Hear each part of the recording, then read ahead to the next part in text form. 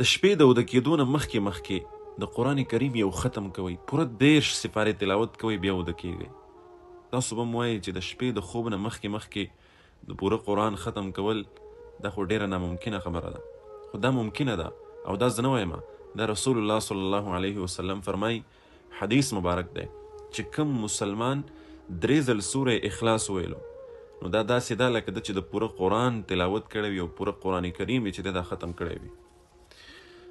نو سورة الاخلاص قل هو الله احد الله الصمد لم يلد ولم يولد ولم يكن له كفوا احد، دا ما یو کرت تلاوت کو د 10 سپارو اجر الله جل شانه زمونږ په عمل نامه کې ولیکلو. که زه 2 ځله ووایم نو 20 سپارې او که 3 ځل مې وویلو نو د پوره قرآن کریم د تلاوت اجر الله جل شانه زمونږ ستاسو په عمل نامه کې لیکي. نو ما دا د خوب ټایم ځکه تاسو ته وښودلو چې کله وده کېږئ نو وایئ. زما خپل یو سوچ دا دی، زه خپله یو خبره تاسو ته دا کومه چې کله مونږ او تاسو وده کېږو نو دا خوب چې دی دا هم ګورئ د مرګ نه کم نه دی. هیڅ نه ده معلومه، کیدای شي په همدې خوب کې مونږ ته مرګ راشي او د دې دنیا نه لاړ شو. الحمدلله زمونږ آنلاین کلاسز شروع شوي دي. که چېرته تاسو خپله یا خپلو بچیانو ته په خپله نګرانۍ کې آنلاین د قرآن زده کړې په خپل کور کې ورکول غواړئ نو همنن زموږ سره اړیکه ونیسئ. دغه زموږ د وټساپ شمېره ده. زموږ په اکیډمۍ کې تاسو ایډمیشن کولی شئ. الحمدلله زموږ په اکیډمۍ کې چې کومې زده کړې دي نو هغه ټولې اسلامي زده کړې دي، قرآن کریم په ناظرې سره، په حفظ سره، په تجوید سره، په ترجمې سره او دغه رنګې نورې اسلامي چې څومره زده کړې دي، مونځ دی، دعاګانې دي، حدیثونه دي، ورسره د اودس د غسل چې څومره هم ضروري اسلامي مسایل دي، دغه ټول د هغې زده کړې کېږي. نو څومره خوندور خوب به چې کله مونږ وده شو او څومره خوندور مرګ به چې د هغې نه مخکې مونږ د پوره قرآن کریم تلاوت کړی وي.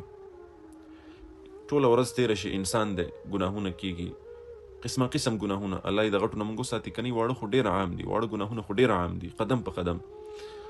نو کله چې بیا مونږ خپل بستر ته راشو، کله وده کېږو، په دغه وخت کې مونږ د قرآن تلاوت وکړو، په داسې حالت کې مونږ وده شو چې د پوره قرآن کریم مونږ تلاوت کړی نو ډېره د سعادت خبره ده.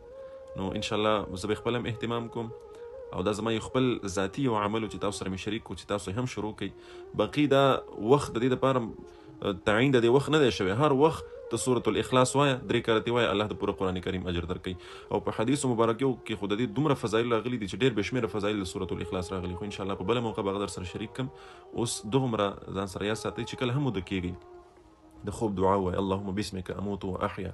د هغې نه پس په خپله بستره باندې که ته ویده یې او که ته ناست یې او که ته په هر حالت کې نو ته 3 کرتې سورة الاخلاص ووایه، قل هو الله احد سورت سره د بسم الله. نو انشاءالله العظیم د الله نه امید دی چې د پوره قرآن کریم اجر به الله جل شانه مونږ تاسو سره نصیب کوي.